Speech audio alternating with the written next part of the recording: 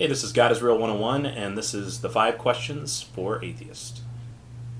Question number 1. Can you prove with 100% certainty that there is no God? Not my job. Question number 2. Do you believe that faith or lack of faith is a choice? This question is just a little bit confusing because it doesn't really quite clarify what faith is, so you may want to define that. But really, you can't really have faith by accident. It's not like it just kind of just shows up and like, oh, there it is. It's you do have to choose it. But what I really think your question more along the lines is can you will yourself to have faith? Can you will yourself to believe something? Into that, I'm still going to say no. Here's the thing. If you want to say, you have faith, you didn't just will yourself into that. You were convinced somehow. You need some sort of evidence if you're going to have a belief. You don't just blindly believe things. You have to be convinced somehow. It might have been a very, very, very, very, very, very brief little moment where you told yourself, okay, well, the Bible says that to have faith, basically because we may not have any evidence, or may even be despite the evidence, but we're told to have faith. Very just momentary, split-second thought, but that convinced you. That was the evidence that you needed, and now you all of a sudden have faith or belief. So you didn't will yourself into it. You convinced yourself that the faith was important. So to have the faith, you had to get the evidence for it. And so, no, you don't just will it, and you don't just get it accidentally. It takes a choice. It takes reason. It takes a thought process, reasoning rather, thinking to get there. Question number 3. Do you have faith or hope in anything you can't see? And if so, what is it that you have faith or hope in?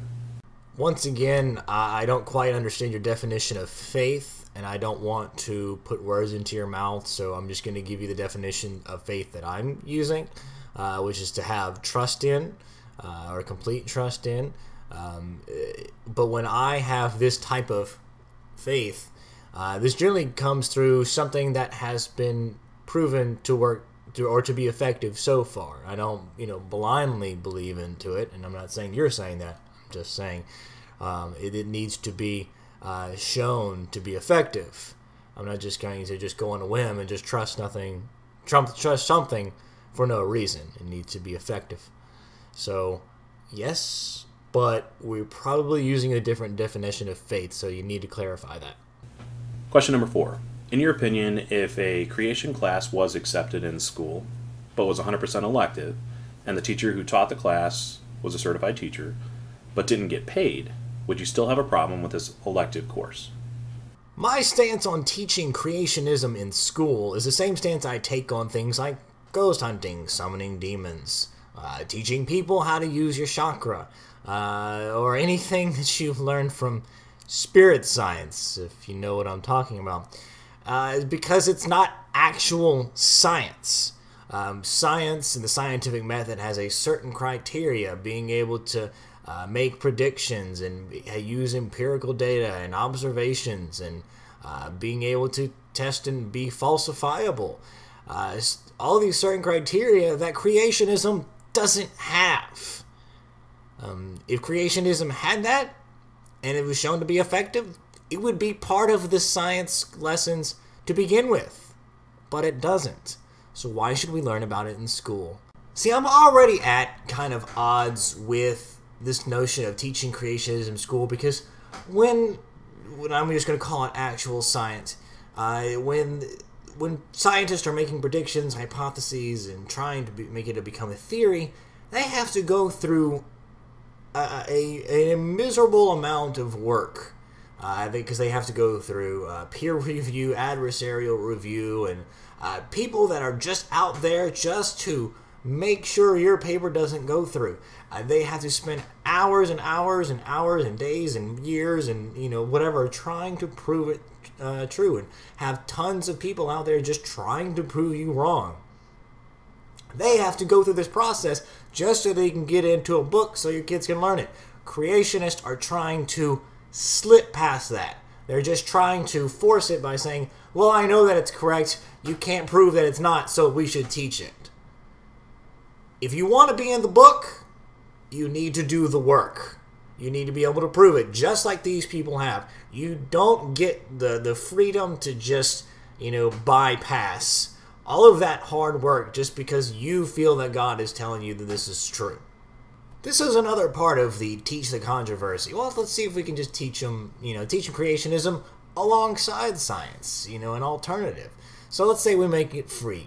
What's wrong with that? Well, if you want to teach it in the classroom on the side and put it in the public school, then how about you let the public school come to your church and teach you evolution and tell you what scientists actually have to say about creationist claims?